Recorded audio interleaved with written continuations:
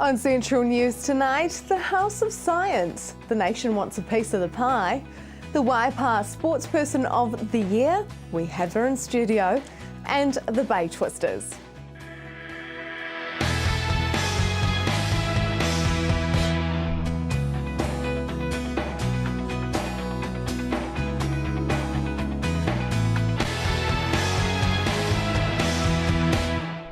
Kia ora, welcome to Central News for Thursday the 18th of December. I'm Hilary Entwistle. Launched in Tauranga 12 months ago, the House of Science has been so successful that other parts of the country want a slice of the action. I spoke with Director Chris Duggan about the House of Science's spread across the nation. No, well, obviously the model we've got here is just hitting the mark, not just here, but word's getting out in a few different places around the country have approached me. I haven't gone looking for this, but said, how can we have a replica of what you're doing in our part of the country? And initially, well, I guess Manawatu were the first to approach us, and I said, yeah, sure, here you go, you know, fill your boots. But the board very quickly reined me in and said, no, we can't do that because we need to protect our brand, our name. So yeah, we've had to get the IP lawyers involved. We've got a trademark now, so House of Science is a registered trademarked name.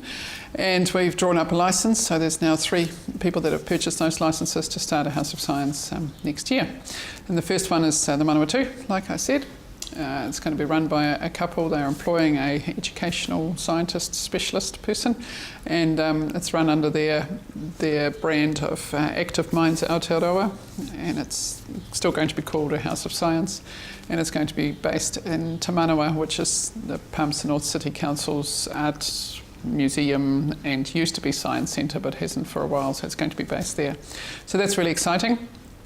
Whakatane are also starting next year through the REAP program and facility they've got in Whakatane, and the Hutt Valley's the other one. So yeah, very exciting. All the way down in Manawatu, how on earth did they find out about House of Science? Yeah, that's a good question. I think Mark and Erin, who are setting it up, just stumbled across it on the internet, really. Stumbled across the website, rang me up, and a couple of weeks later came up and had a long visit here with me, and we're just really excited about the possibilities, and yeah, the rest is history. How did it work? Did other areas just see the House of Science and say, we need one of those in our town? Yeah, often they've already been thinking that there's a gap there, that there's a need for more resources for connecting the community in that science realm.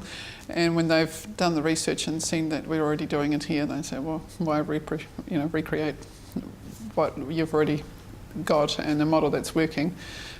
So yeah, that's how it's kind of happened. You've been set up a year.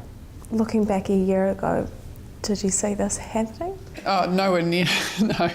I mean, in my wildest dreams, I might have thought this might happen after 5 or 10 years, but not so quickly and not so fast and not so big. So it's been, a bit like riding the wave and just, yeah, I can't quite believe it. I'm blown away, but very excited too. Your motto is resourcing and connecting the local science community. Will the other areas have to abide by that kind of a deal? Yeah, for them to be able to call themselves a House of Science, that's got to be their bottom line as well. That's exactly what we're about. So we've found that the backbone of our operation has been our resource library, the boxes of gear that go out to primary schools. That's proven extremely popular, and so that's what they have to offer as well, to be allowed to call themselves a House of Science. So they will have a science kit library. As well as that, they have to have some way of connecting the local science community. So in Tauranga, that's regular professional development for teachers, where I get speakers in from industry. It might look slightly different in different parts of the country, as long as they've got a way of regularly running a program that connects, connects the community somehow in that science sphere. What is actually in one of these resource kits? All right, so I've got 21 of them at the moment, 18 different ones, and then some double ups. Each one caters for curriculum level 1 through to 3, so that's everything from 5-year-olds through to 12-year-olds, so the whole primary school is catered for. And inside is the science equipment to do experiments for a whole class of kids, so there'll be 10 of everything, so a box with all the equipment, whether it be chemicals, test tube racks, whatever's needed for those experiments, and then there'll be 10 of those boxes so that kids can work in groups. There's laminated worksheets for the kids to use to guide them through, and there's a teacher manual as well, which is written for people who know no science at all. So they're designed to be real self-sufficient. Teachers don't have to come and do training beforehand. Anyone could take a box and run a science lesson or a week of science lessons with the box. Yep. Why did you want to start this House of Science? There's such a need for, especially primary schools, primary teachers, to have resources and to give them the confidence to do science. I found when I was teaching in the secondary sector that kids coming into secondary school, by and large, had no or very little science knowledge and science experiences when they got to secondary school. For a lot of them, it was too late by then. They already had a preconceived idea that science was not for them or was too hard. So there's a real, just such a need for science experiences to be available to kids in the primary years.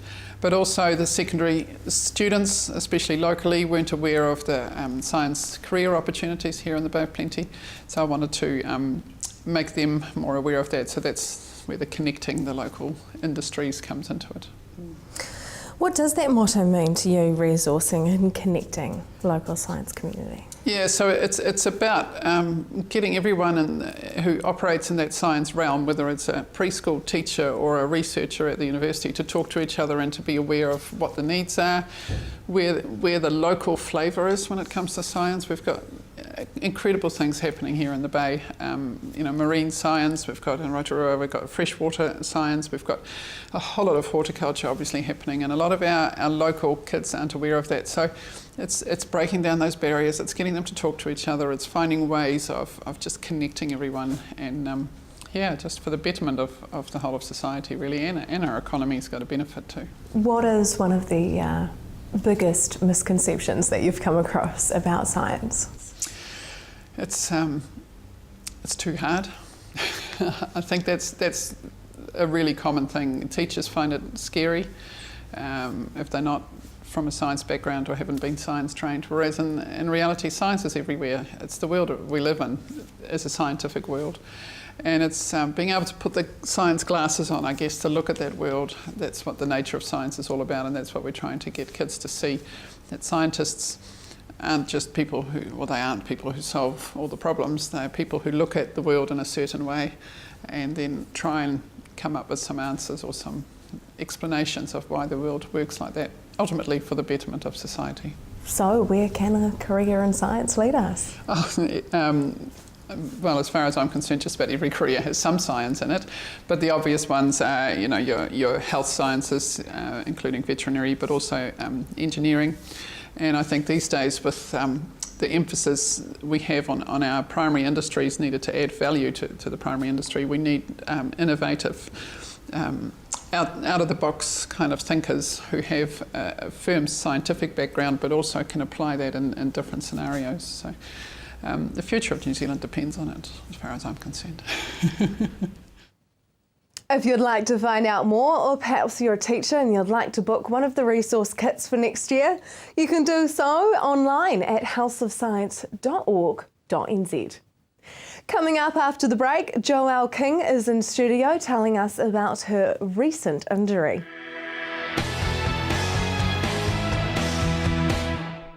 Welcome back to Central News on TV Central.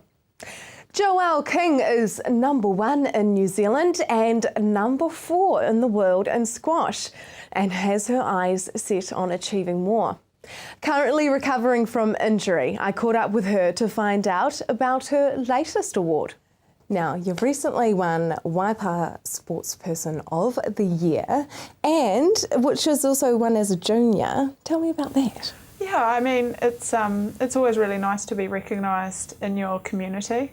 When I was actually looking back on the awards, quite a number of our local sports people have won both the junior and senior awards, so that's quite a cool thing going forward for a lot of the people that are being nominated for the junior one. The likes of Laura Langman, Liam Messam, people like that, who have all won the awards. So it's really nice to be acknowledged in a category with other great sports people. So you were nominated, so you won the junior one this year as well, or previously? Oh, previously, yeah, sorry. Yeah. Back when I was a youngster. I'm not so young anymore, but yeah, it was a few years ago now. So it's, as I say, it's really nice to win the senior one and have the collection. I mean, it must be that really nice feeling to be, you know, acknowledged in your home district. Yeah, I think, you know, they call it Waipa, the home of champions. And with a lot of other top sports people coming into the community, to still be recognised amongst them is really cool. So, you know, it's a lot of years of hard work and travelling and competing out on the world stage. And like I say, to be recognised in my own, you know, home community is really cool. Actually, that's a good point. When you say, you know, now it's known as the home of champions, I guess it actually means that there's a lot more competition in these Waipa sports people of the awards nowadays. For sure. You know, a lot of them still compete for the districts that they come from, but more and more of them are sort of settling in Cambridge and starting to make the transition over. So competition's definitely getting a bit tougher, but, you know, I think success breeds success, and to be surrounded by a lot of other high achieving athletes is only going to benefit me and our younger sports people coming through, to be honest. Is there, I mean, you've been in Cambridge for a while, and a lot of that's, you know, with the Avanti Dome and Lake Karapiro now and that kind of thing. Is there quite a bit of a community feel amongst those top athletes? Yeah, it's definitely becoming more and more so. You know, I think sometimes within your own sport there's a lot of competition, and, you know, quite often people don't want to hang out together in their own sport. So to actually have other sports people from different trades, I guess, and being able to hang out with them is pretty cool. And even though we're different sports, we talk the same language. You know, we'll go out for dinner, but we all want to be home by 8:30 to be ready for tomorrow's training. So, you know, it's really cool. Now, you're currently recovering from, to me, I feel sick every time I talk about these injuries. They just make, it's the one injury that makes me queasy. It's your Achilles, isn't it? It is. How did you do it? Playing good old squash.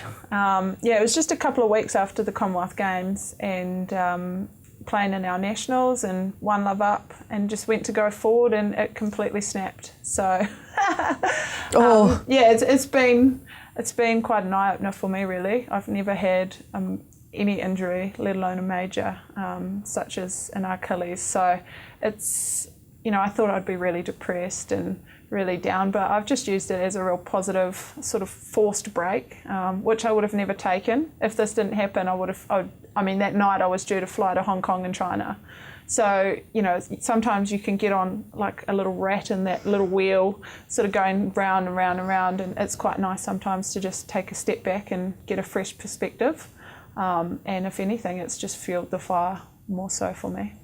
How long have you had to take off then? I've been off for 4 months. Yeah. I've been active for that 4 months, just unable to play squash and still not able to run yet.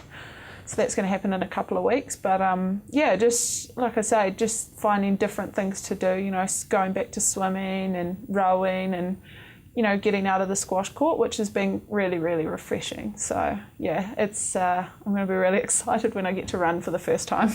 Yeah, and I bet you'll be really excited when you get back into the court as well. Yeah, it's weird. Like a lot of people, oh, you know, mentally it's going to really play on your mind. But every day I get stronger, and I've got a great team around me who give me confidence. I think that's going to be the biggest thing coming back, is having the confidence that I've done everything that I can to make it the best it can be. So, touch wood, to date I've done that, and it's healed accordingly. So, here's hoping. Was it one of those ones where you can actually hear it go ping? Completely heard it go.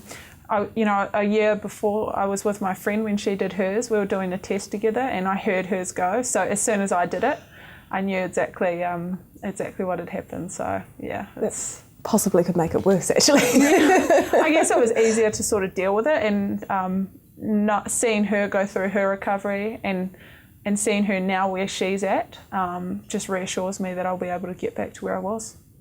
Now, because you do have the British Open in May next year, so you're going to be able to compete in that, you hope?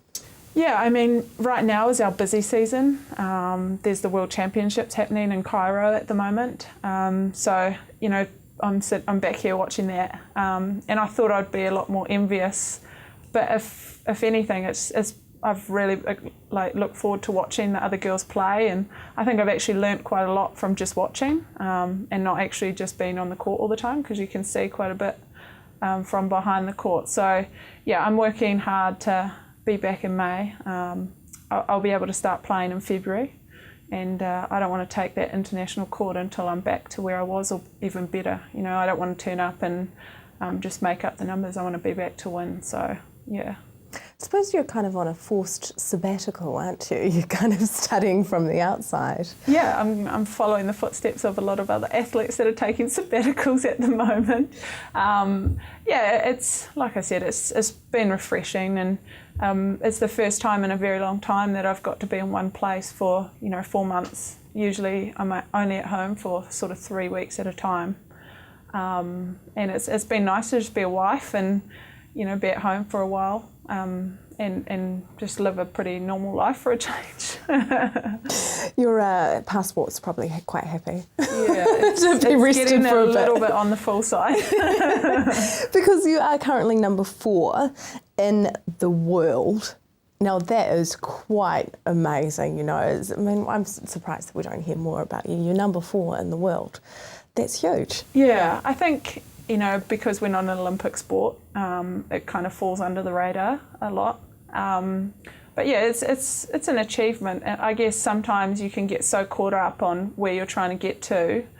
For me, I want to be number 1 in the world, that you forget about where you've come from and like how far you've come. So the ranking at the end of the day is a reflection of your year. And I've been in the top 5 in the world for 2-3 years now.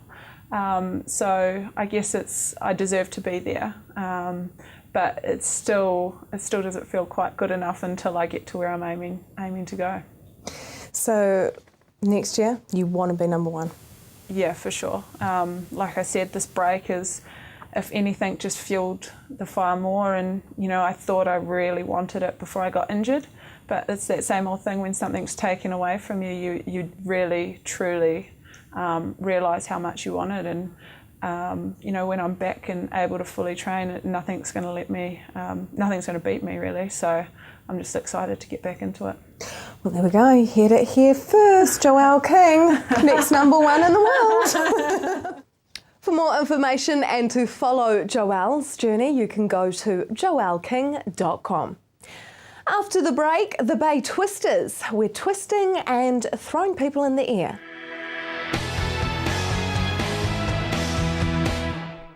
Welcome back to Central News. The people-powered Christmas tree in Bay Fair is a national first, with special flooring that converts kinetic energy from human footfall into renewable electricity, which is lighting up their tree. The Bay Twisters were there to show us how it's done. Right, ladies, you've just done a magnificent performance. I was quite impressed with the throwing around. Is it quite scary, throwing people around like that? Yeah, because you've got to make sure that you catch them, otherwise you drop them. Have you had some falls before? Well, actually, yes, we dropped our flyer and we let Big Blue catch them. That's what we call our sprung floor. So I bet it's a lot easier when you've actually got nice floors to fall on, isn't it? Definitely. So, because here today, you guys were actually trying to light up the Christmas tree with the electric current that's going through the floor. I don't know all the technical stuff of how it works. So was it quite fun though, performing in front of some people for a change instead of training at the gym? Yeah, it was really fun. I think we sort of feed off the crowd, so it was fun, yeah. So tell us a little bit about Bay Twisters.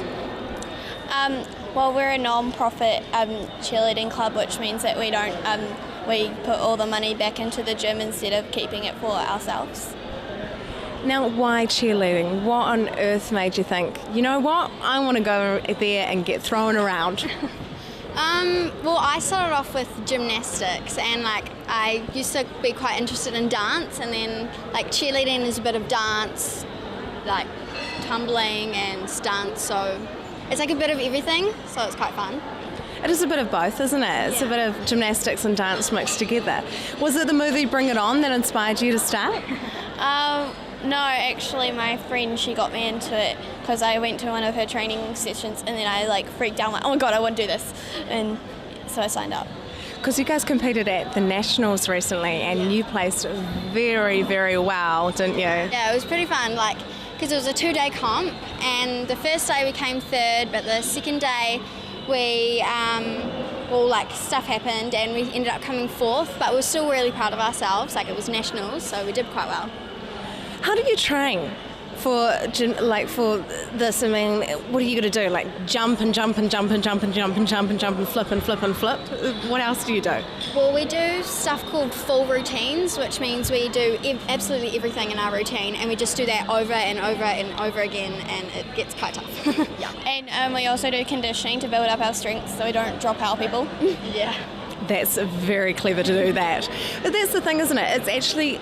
It is a really respectable, true sport. There is a lot of athleticism that's actually to it, isn't there? Yeah, Definitely. yeah. Have you got to have a lot of fitness, like a lot of cardio, do you think? Yes. Quite a bit, like, because you have to be fit. you got to go through like everything and full out, and it's just like gets really tiring. And if you're not fit enough, then you'll like collapse. Yeah. Basically. Yeah. Yeah, I don't know if I could do it out there. One, I don't want to be thrown around, and two, I'm not fit enough. Well, we can get you fit. Great. Next week we'll start, eh? Yeah. What a bunch of very talented young women. You would not see me doing that. I'm far too old to be thrown around like that. Right, now for our weather for Friday.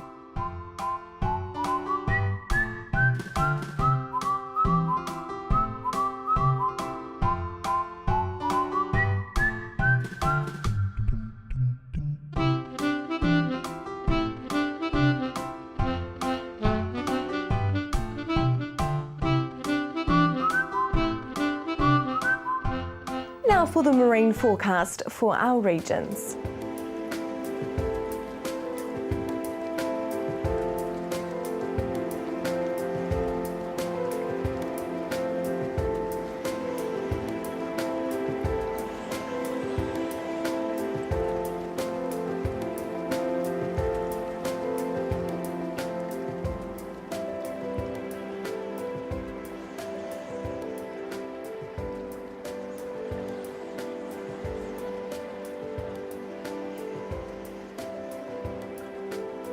That is Central News for today. If you would like to get hold of us, you can via our Facebook page, centralnews.tv, or you can email us, news@tvcentral.co.nz.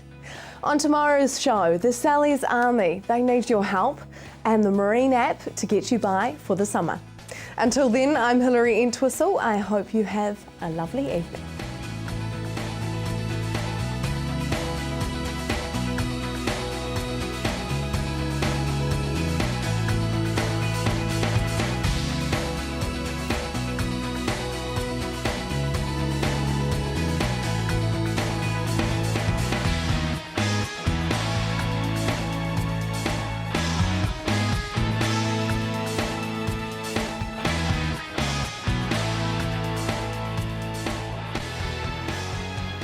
This has been an Alpha Media production, a division of Television Media Group.